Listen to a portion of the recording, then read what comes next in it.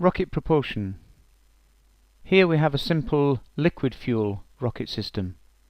It consists of a tank of fuel, which could be liquid hydrogen, and a tank of oxidizer, which could be liquid oxygen.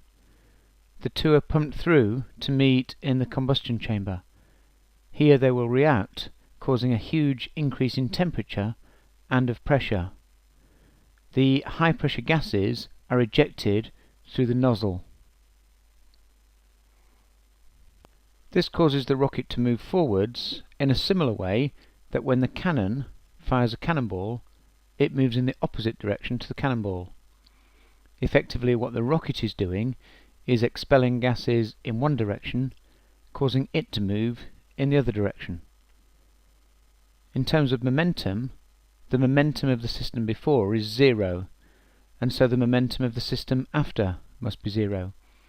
If the cannonball, or the gases from the rocket, have momentum in this direction, the cannon, or the rocket, must have momentum in this direction, to give a sum of zero.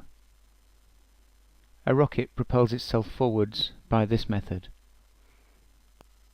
The gases are ejected out of the back of the rocket, giving the rocket an equal momentum in the opposite direction.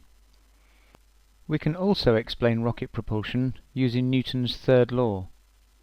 The rocket exerts a force on the gases, and so the gases must exert an equal force in the opposite direction on the rocket.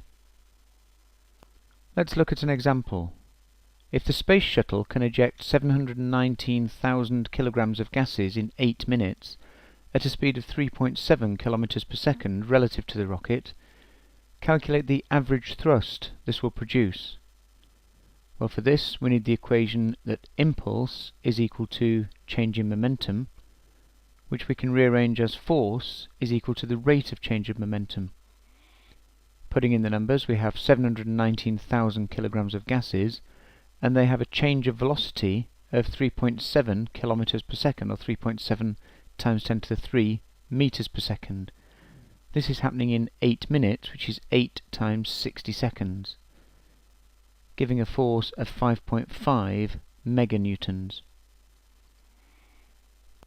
As the rocket uses fuel, its mass reduces, and so if the thrust remains constant, its acceleration will increase, as acceleration is equal to force over mass. The fuel makes up the majority of the mass of a rocket. It can be around 90% of the mass of the rocket. The payload, for instance the satellite that the rocket is launching, will be only around 5% of the total mass of the rocket. The rocket itself, the other 5%. Often, fuel tanks and engines are jettisoned after use.